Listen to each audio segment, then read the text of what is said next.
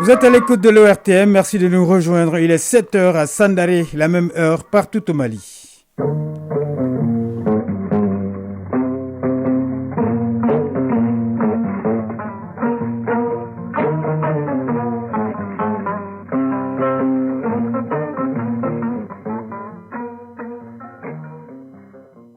Le journal Kodi Sibi. Mesdames, Messieurs, bonjour. La doyenne de Bamako a reçu hier la visite du président de la transition dans le cadre du mois de la solidarité et de la lutte contre l'exclusion. Maïmouna Sangaré, c'est son nom, qui a eu plusieurs cadeaux de son visiteur, a formulé des bénédictions pour le Mali. Un émissaire du président de la transition du Niger était à Koulouba. Colonel Assimi Goïta, chef de l'État, a reçu hier Ali Maman Lamine Zeyn, premier ministre du Niger, porteur d'un message du général Abdourahmane Tchani. Il a échangé avec le président sur la grande commission mixte nigéro-malienne à venir et d'autres questions d'actualité comme la crise sécuritaire. Le Stade malien de Bamako connaîtra aujourd'hui ses adversaires des poules de la Coupe de la Confédération. Le tirage au sort est prévu ce vendredi. Et puis en basketball, les demi-finales de la Coupe du Mali se jouent ce samedi au Palais des Sports Salamatou Maïga. La chronique du développement en rediffusion parle aujourd'hui de la gestion des pensions des retraités. Voilà pour le sommaire. Bienvenue dans ce journal, mois de la solidarité et de lutte contre l'exclusion. Le président de la transition, colonel Assimi Goïta, s'est rendu hier après-midi chez la doyenne de Bamako à Nyomirambou en commune 3. Elle s'appelle Maïmouna Sangaré, âgée, tenez-vous bien, de 114 ans. Le président de la transition lui a offert 1 million de francs CFA, un bélier et d'autres cadeaux en nature. La doyenne a fait des bénédictions pour le Mali. Le reportage de Sira Bachili. L'honneur de faire le bonheur des autres. Un mois d'activité au profit des couches défavorisées pour plus d'actions humanitaires. Et c'est le président de la transition, le colonel Assimi Goïta, qui donne le ton. Visite de courtoisie et de rappel de nos valeurs sociétales chez la doyenne de Bamako. Elle se nomme Maïmouna Sangaré, domiciliée à Nyomirambou en commune 3. À 114 ans, ce n'est plus la grande forme, mais la doyenne de Bamako tient le bon bout et garde encore sa lucidité. Maïmouna Sangaré, doyenne de Bamako. Alaka obesara. Alaka na umalo. Alaka na uda malo bagama. Alaka nbela jingetigu. Mère de 11 enfants, dont 4 vivants, Maïmouna Sangaré a 13 petits-fils et plusieurs arrière-petits-fils. La ménagère a toujours exercé le petit commerce jusqu'à sa vieillesse. Elle est à sa 9e édition du mois de la solidarité. Le président de la transition lui a offert un bélier, une enveloppe d'1 million de francs CFA et plusieurs autres cadeaux en nature. Maïmouna Sangaré, doyenne de Bamako.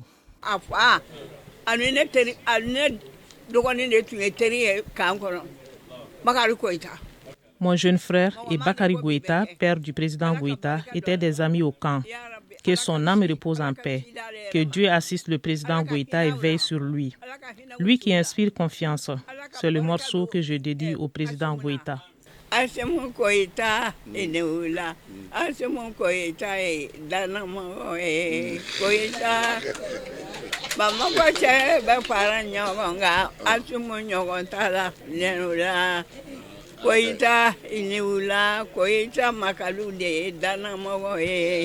Pour cette 28e édition, le département en charge de la santé et du développement social et les différents partenaires ont choisi comme thème la solidarité au service de la paix et de la stabilité et du développement dans le Mali courroie. La visite aux personnes âgées a tout son sens.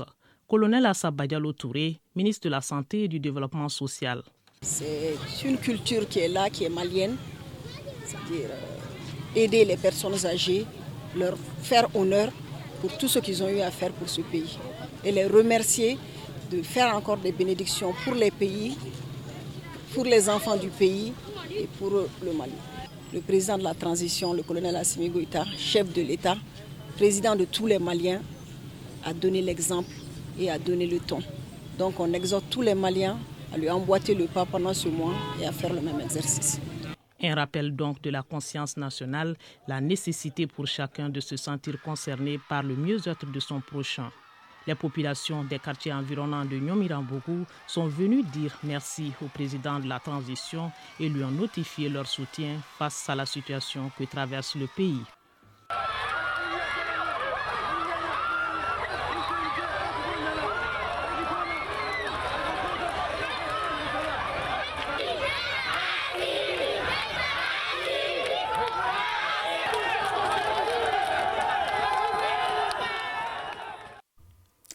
Je le disais, le Premier ministre du Niger est en visite dans notre pays. Il a été accueilli par son homologue malien, Dr Choguel Kokala Maïga.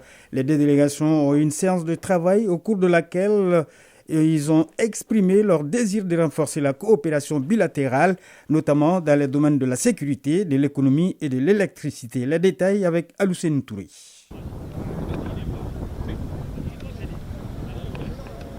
C'est aux environs de 12h40 que l'avion de l'État nigérien s'est immobilisé sur le tarmac de l'aéroport international Modibo Keïta. Accueilli par son homologue Dr Choguel Kokala Maïga, le Premier ministre Ali Mahaman Lamine Zein a salué les corps constitués avant de s'entretenir avec son frère Dr Choguel Kokala Maïga au salon VIP de l'aéroport Modibo Keïta. Ensuite, c'est dans la salle de réunion de la primature que le Premier ministre Zein a fait sa première prise de parole pour remercier le Mali pour tout le soutien apporté à son pays dans la crise qu'il traverse. Ali Mahaman Lamine Zein, Premier ministre du Niger. Reconnaissance du soutien sans embâche de votre grand pays lorsque, de manière illégale, irrégulière et inhumaine, la CEDEAO a décidé de sanctionner notre pays avec des mesures sans précédent. Le Mali a fait deux choses importantes. La première, c'est qu'il a refusé d'appliquer ces mesures inédites. La deuxième, c'est d'exprimer clairement et sans embâche le soutien qu'il apporterait à notre pays lorsque nous serons attaqués. Le Premier ministre nigérien a également fait cas de l'initiative algérienne de médiation et les contre-propositions qui traduisent les conditions du Niger. Il est important aussi de savoir que nous avons reçu de la part de notre voisin algérien des propositions pour prendre part à l'initiative de négociation. Dans la précipitation, je pense que nous ne sommes pas compris. Il est prévu, semble-t-il, une mission pour voir qu'est-ce que l'Algérie peut proposer. Mais nous avons été très clairs que pour que nous acceptions une initiative venant de ce pays voisin et frère, il faudrait que trois choses importantes soient observées. La première, on a besoin que l'Algérie réaffirme sa position d'éviter que la CEDEAO ou tout autre pays fasse usage de la force contre notre pays. L'Algérie l'a dit, qu'il en soit remercié. La deuxième chose, c'est, et ça on le leur a dit aussi, que l'Algérie s'est toujours battue pour son indépendance, pour sa souveraineté. Nous voudrions voir ce pays très clairement, sans embâche, sans aucun doute, sans nuage, soutenir notre pays dans le choix qu'il a fait d'inscrire son action dans l'affirmation de sa souveraineté. Quant à la coopération proprement dite entre nos deux pays, elle va s'articuler sur les questions de sécurité, d'économie et les échanges d'expériences. Ali Mahaman Lamine Zein, Premier ministre du Niger. Ce sont les projets de développement communs qui pourront être développés, mais je peux déjà en parler, puisque dans le cadre de l'Utako-Gourma, l'accord qui a fait l'objet de formalisation récemment a prévu évidemment des questions liées à la défense mutuelle, mais il ira au-delà de ça, contrairement à ce que les gens pensent, puisque c'est peut-être la défense, c'est sûr, c'est le postulat, mais nos peuples, nos dirigeants aspirent à travailler avec ce que Dieu nous a donné. Le Premier ministre, Dr Choguel Kokala Maïga, a réaffirmé la volonté pleine et entière du peuple et du gouvernement malien de tout mettre en œuvre pour donner à la partie nigérienne les informations les plus utiles pour gérer la crise qui tenaille le pays. Vous dire que nous sommes disposés aujourd'hui à faire en sorte que votre mission retourne avec une valise remplie d'informations utiles pour vous permettre à cette phase critique de traverser avec succès tout le champ de mines que certaines forces hostiles à vous et à l'Afrique d'une façon générale ont installé. Je voudrais prier et vous demander de prier avec moi pour la mémoire de tous nos hommes qui sont tombés chez vous et chez nous. Récemment, j'ai vu le parade de Kandadi, comment les ennemis du Niger ont voulu saboter et beaucoup de vaillants soldats ont donné leur vie pour protéger cet ouvrage. Chez nous, on est dans la même situation difficile. Pour accélérer tout cela, le Premier ministre nigérien a souhaité la tenue dans les meilleurs délais de la grande commission mixte Mali-Niger, occasion de préciser davantage les grands axes de coopération entre nos deux pays. L'armée malienne est engagée dans une opération de maillage sécuritaire de l'ensemble du territoire national. Depuis le début du processus de retrait de la MINUSMA, le 1er juillet 2023, les forces armées maliennes s'installent dans les emprises cédées par la force onusienne aux grandes dames des groupes armés terroristes. Désemparés, acculés dans leur dernier retranchement, ces ennemis de la paix, avec leurs complices, crient aux victimes et dépeignent cette action de souveraineté de l'outil de défense nationale comme une velléité belliqueuse ou une attaque contre une quelconque communauté. Quoi de plus normal qu'une armée exécute sa mission régalienne, s'exclame notre reporter Abdoulaye Sakou. Imaginez qu'on tente d'empêcher un chef de famille de pouvoir manger ou de se reposer dans certaines parties de sa propre maison. Et quand ce dernier veut sécuriser sa cour afin d'empêcher les bandits, voleurs et malfaiteurs de tout genre d'y accéder, certains membres de la famille en complicité avec ces individus trouvent cela pas normal, étonnant, incongru ou inconcevable avec la raison. N'est-ce pas que les mots vous manquent pour décrire une telle situation? Pourtant, c'est ce que certains groupes armés terroristes avec leurs complices tentent de faire aux forces armées maliennes depuis qu'elles ont lancé une offensive d'envergure. Les FAMA ne font que s'installer aux quatre coins du pays pour assurer la sécurité des personnes et de leurs biens et la surveillance des frontières. Curieusement, les actions entreprises aujourd'hui par elles pour réaliser le maillage sécuritaire du territoire national sont présentées dans certains milieux comme étant une agression envers des groupes armés signataires de l'accord pour la paix et la réconciliation issu du processus d'Alger. Le narratif est toujours orienté en présentant les autorités maliennes comme des vates en guerre qui veulent coûte que coûte en découdre avec les tenants des bastions des groupes armés, Sapristi ou Kabako en Bamanankan. Et pourtant, c'est le Mali qui a demandé le retrait sans délai de la MINUSMA de son territoire national, une décision actée par le Conseil de sécurité à travers la résolution 2690. Depuis le début de ce processus de retrait en juillet 2023, l'armée malienne a entamé le processus d'occupation des emprises jadis utilisées par la force onusienne. Ainsi, les camps d'Ogosagou, Gundam, Ber et Menaka sont passés aux mains des FAMA. C'est là où le bas blesse. Les groupes armés terroristes et leurs complices en panique mettent tout en œuvre pour empêcher cette progression. Intoxication de mentalité à travers certains médias et pose danger explosif et improvisé. Juste mardi dernier, les FAMA ont repoussé 3 attaques terroristes entre Tombouctou et Ber, Gao et Anefis et entre Gomakroa et Nampala. Qu'on ne se trompe, cette marche altière des forces armées et de sécurité du Mali se poursuivra jusqu'à l'objectif final advienne que pourra. Car les hommes se battront jusqu'au dernier souffle pour défendre l'intégrité du Mali, rassure le chef d'état-major général des armées. Le Mali est un et indivisible. Voilà, Abdoulaye, il faut ajouter que les FAMA ont brisé hier un rideau défensif des terroristes aux environs de Anifis.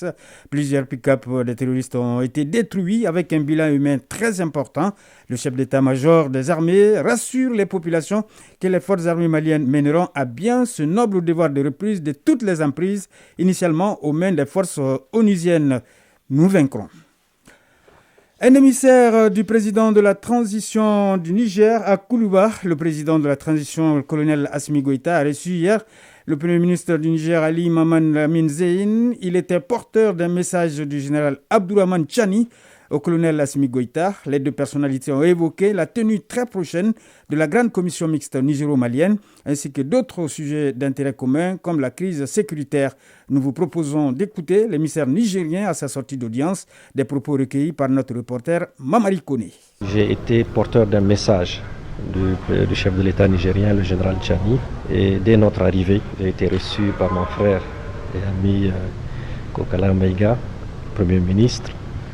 Nous sommes allés directement travailler et venir rendre compte au chef de l'État du contenu de ce travail. 3 points essentiels. Le premier, nous avons décidé très rapidement de mettre en route tout ce qui doit nous permettre de tenir la grande commission mixte nigéro-malienne de coopération. Le deuxième élément, nous avons partagé nos préoccupations communes qui sont liées au terrorisme qui, vous savez, affecte nos États avec le soutien de qui vous savez. Là-dessus, nous avons partagé nos expériences, nos engagements et surtout notre détermination commune à faire face à cela. Et le troisième élément, comme vous le savez, il y a des questions d'ordre économique dans le cadre de l'alliance qui vient d'être décidée entre le Mali, le Niger et le Burkina, qui en réalité est là depuis plusieurs années. Et que là-dessus, nous allons donner une forme, en tout cas plus déterminée. Et c'est en cela que nous avons... Comment se porte aujourd'hui le Niger? Le Niger se porte pas mal. Le Niger fait face aux sanctions, comme vous le savez, illégales, illégitimes, inhumaines de la CEDEAO, qui est censée travailler à l'intégration de nos États. Mais quand on voit certains agissements, ils tendent vers la désintégration de nos États. Et là-dessus, évidemment, les Nigériens sont déterminés, je vous dis bien, déterminés à y faire face. Et nous allons y parvenir, Inch'Allah. Suite au communiqué du gouvernement relatif au report de l'élection présidentielle pour des raisons techniques, l'autorité indépendante de gestion des élections EGE a tenu un point de presse, objectif donner non seulement sa position par rapport à cette décision du gouvernement, mais aussi d'apporter des éclaircissements sur certains points concernant l'EGE. Pour plus de précisions, écoutons cette déclaration lue ici par le président de l'EGE, Maître Moustapha Cissé, au micro de Boubacar Bablin Touré et Julie Traoré. Dûment informé du réaménagement par le gouvernement, du calendrier électoral et du report du scrutin présidentiel en particulier, l'autorité indépendante de gestion des élections profite du présent point de presse pour apporter certaines précisions en ce qui concerne le léger report de l'élection présidentielle. Du point de vue de l'EGE, le réaménagement du calendrier électoral, y compris le léger report du scrutin présidentiel, s'inscrit parfaitement dans les prérogatives légales des plus hautes autorités du pays, engagées dans un chronogramme global de réformes politiques et institutionnelles en vue du retour de notre pays à un ordre constitutionnel apaisé et sécurisé. L'EGE rappelle ici que le calendrier électoral initial de la transition a précédé sa création. Il est important de préciser ici qu'au regard de la loi électorale, l'EGE n'a pas de compétence générale à intervenir formellement dans la fixation de la date des élections.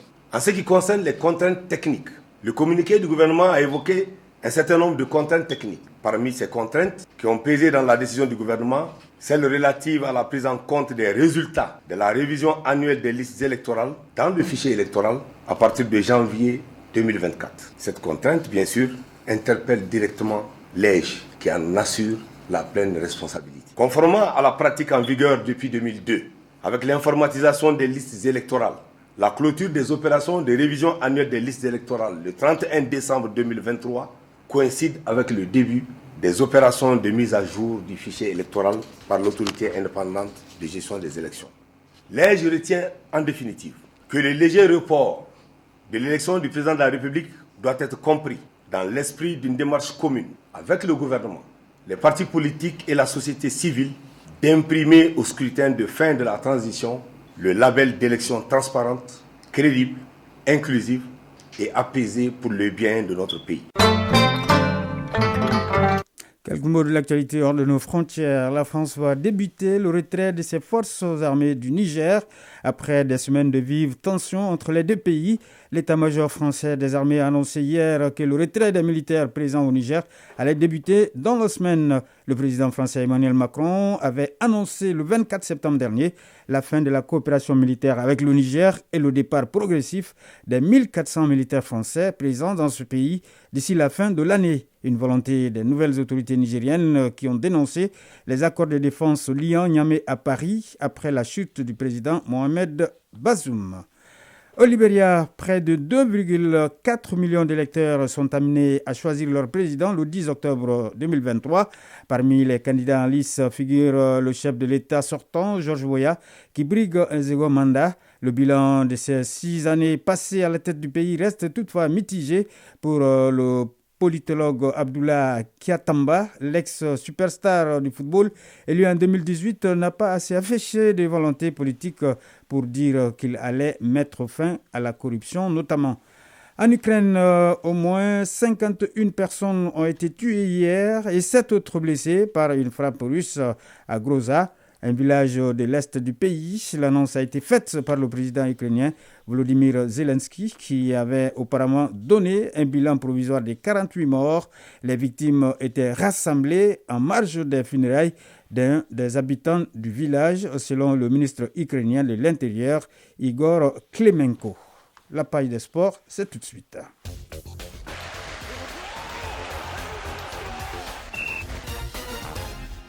Basketball, les demi-finales de la Coupe du Mali se jouent demain samedi dans la salle Salamatou Maïga du Palais des Sports. Compétition africaine des clubs de la CAF, nous sommes en football. Le tirage au sort des poules des groupes de la Ligue des Champions et de la Coupe de la Confédération se tient ce vendredi. Le Stade malien de Bamako, qualifié en Coupe de la Confédération, est concerné par ce tirage. Le résumé de l'actualité sportive avec Isaac Tienou. Compétition africaine des clubs de la CAF, le tirage au sort des phases de groupe de la Ligue des Champions et de la Coupe de la CAF se tiennent ce vendredi. En Ligue des Champions, on retrouve presque tous les ténors du continent. L'Égypte, la Tunisie et la Tanzanie sont les pays qui comptent plus de représentants. Rappelons les 16 équipes qualifiées pour la phase groupe de la Ligue des Champions. Il s'agit de Al Ahly d'Égypte, tenant du titre, Pyramide FC d'Égypte, El Hilal du Soudan, ASEC Mimosas de Côte d'Ivoire, CRS Belouizdad d'Algérie, Nouadhibou FC de la Mauritanie, Étoile Sportive du Sahel et l'Espérance de la Tunisie, Galaxy de Botswana, Mamelodi Sundowns d'Afrique du Sud, Madiama du Ghana, Petro Luanda d'Angola, le Simba et Young Africa de Tanzanie, le TP Mazembe de la R du Congo et Wydad de Casablanca du Maroc. Comme en Ligue des Champions, les 16 formations qualifiées pour la Coupe de la CAF connaîtront leur adversaire.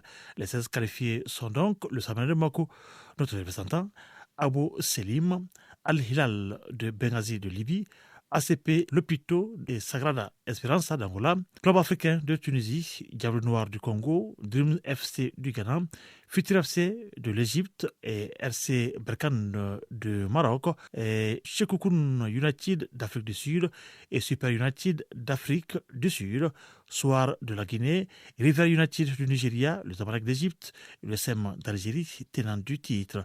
L'Angola, l'Afrique du Sud et la Libye sont représentés par 2 clubs chacun.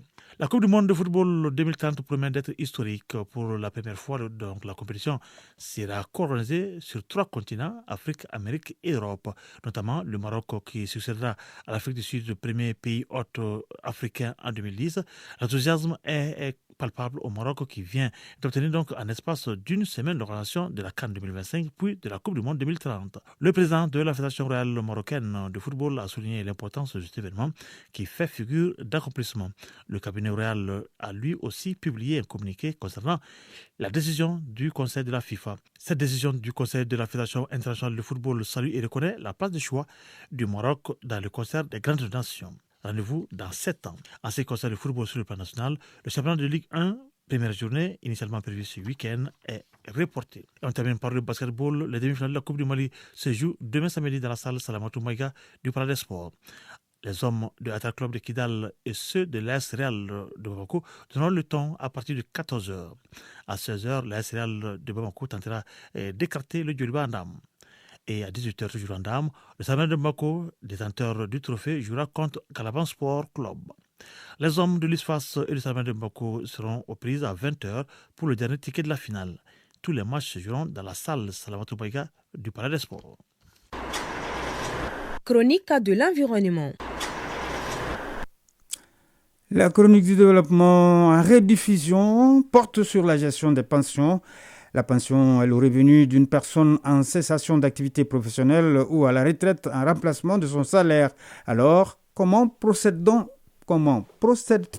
au calcul d'une pension et quels sont les différents types de pensions? La réponse dans ce numéro, une réalisation de Soumaïla Berté et Marc Dambélé.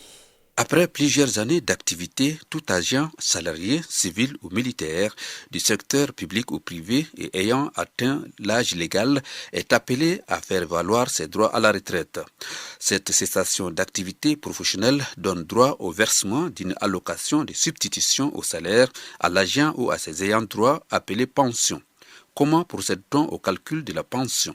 Écoutez Abdelkader Sankaré, le directeur de la liquidation des pensions à la caisse malienne de sécurité sociale. D'abord, il faut cotiser, ça c'est très clair. Donc la pension, c'est en contrepartie des cotisations effectuées sur le revenu d'activité. Le calcul se base effectivement par rapport à la fonction publique, par rapport en tout cas à la caisse malienne de sécurité sociale, sur la moyenne des salaires des 5 dernières années, par rapport également au taux 2% par annuité. Donc le nombre d'années compte beaucoup dedans, multiplié par 2. Par exemple, quelqu'un qui aura fait 15 ans, qui est le temps minimum requis pour bénéficier d'une pension. Donc quelqu'un qui aura fait 15 ans, ce serait 15 multiplié par 2, 30%, la moyenne des 5 dernières années, qui lui sera servi comme pension. On distingue différents types de pensions, mais dans tous les cas, les facteurs de proportionnalité, d'ancienneté et d'invalidité sont valables aussi bien pour les fonctionnaires, les députés que pour les militaires.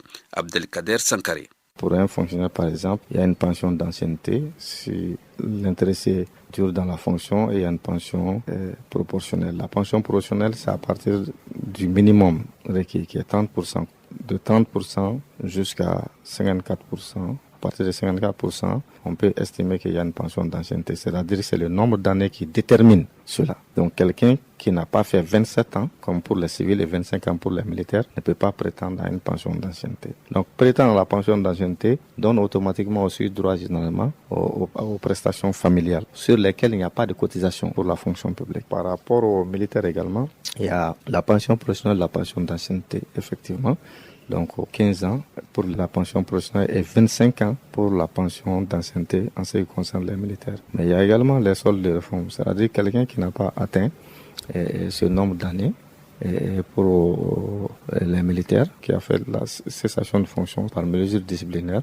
Donc on lui donne une solde de réforme jusqu'à concurrence du temps effectué en activité. À tout ceci, on peut ajouter les pensions d'invalidité, donc qui sont obtenues par rapport aux blessures et maladies contractées ou aggravées à l'occasion du service. Donc l'intéressé qui quand même doit être entretenu. Une pension peut courir même en cas de décès. Si un agent décède étant en activité ou à la retraite, les ayants droit doivent remplir les mêmes formalités requises pour bénéficier du reversement de cette allocation. Abdelkader Sankaré, le directeur de la liquidation des pensions à la Caisse malienne de sécurité sociale. On peut distinguer deux cas. Par exemple, un retraité qui décède, les ayants droit, en l'occurrence les veuves orphelins, font la demande au niveau de la Caisse malienne de sécurité sociale en fournissant les pièces supports, donc avec lesquelles la Caisse va constater qu'ils sont effectivement fondés à demander une pension et qu'ils peuvent bénéficier d'une réversion de pension. Maintenant, pour quelqu'un qui est décédé en activité, c'est à peu près la même chose. Ce seront ces pièces administratives et les pièces d'état civil justifiant leur état de survivant. Donc, qui peut aussi entrer en ligne de compte pour la liquidation des pensions. Les pensions ne valent que si les cotisations sont versées en bonne et due forme. Elles sont prélevées sur les revenus des agents par les services techniques de l'État ou des structures privées affiliées à la caisse correspondante. Voilà, c'est ce qui met fin à ce journal. Mise en onde de Madoubé Diallo, présentation Kodi Sibi.